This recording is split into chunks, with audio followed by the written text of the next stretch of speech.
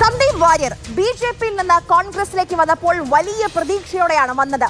ധർമ്മടത്ത് നിന്ന് മുഖ്യമന്ത്രി പിണറായി വിജയനെ വരെ നേരിടാൻ തയ്യാറായി വന്ന നേതാവാണ്. പല മണ്ഡലങ്ങളിൽ പേര് കേട്ടു, പാലക്കാട്, തിരുവമ്പാടി, തവനൂർ. പക്ഷേ ആദ്യത്തെ പട്ടിക വന്നപ്പോൾ വാര്യരുടെ പേര് എവിടെയുമില്ല. അവസാനം കാസർഗോഡ് തൃക്കരിപ്പൂരാണ് സന്ദീപ് വാര്യർ മത്സരിക്കാൻ ഒരുങ്ങുന്നത്. തൃക്കരിപ്പൂരിനെ കുറിച്ച് പറയുന്നതിന് മുൻപ് ചെറിയൊരു ചരിത്രം പറയാം. മണ്ഡലം രൂപീകരിച്ച മുതൽ ഒരൊറ്റ പാർട്ടിയെ മാത്രം ജയിപ്പിച്ച 24 മണ്ഡലങ്ങളുണ്ട് കേരളത്തിൽ.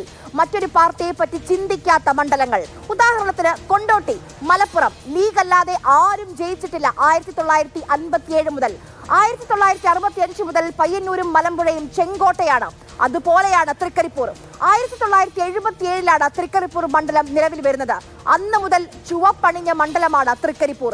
EK നായനാരുടെ മണ്ഡലം, P കരുണാകരന്റെ മണ്ഡലം. അവിടെയാണ് സന്ദീപ് വാര്യർ മത്സരിക്കാൻ ഒരുങ്ങുന്നത്.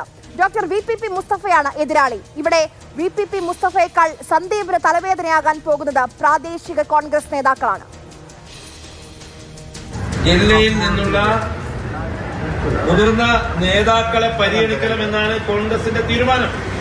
അതിൽ DCC പ്രസിഡന്റ് എന്നുള്ള നിലയിൽ ഞാൻ ഉറച്ചു നിൽക്കുന്നു. ഈ വിവരം KPCCയെ അറിയിച്ചിട്ടുമുണ്ട്. സ്വാഭാവികമായും നമ്മളിപ്പം KPCC നേതൃത്വത്തെയും പ്രതിപക്ഷ നേതാവ് ഉൾപ്പെടെ KPCC പ്രസിഡന്റ് ഉൾപ്പെടെ എല്ലാവരെയും ബന്ധപ്പെട്ട് വരുന്നേ ഉള്ളൂ. പിന്നെ അതിനുശേഷം നമ്മളിപ്പോ ജില്ലയിലെ 2 KPCC ജനറൽ സെക്രട്ടറിമാരും ഞാനും എല്ലാ കാര്യങ്ങൾ കൂടിയാലോചിക്കുന്നുണ്ട്. അതിനുശേഷം ബാക്കി കാര്യം അതിനുശേഷം പ്രതികരിക്കും.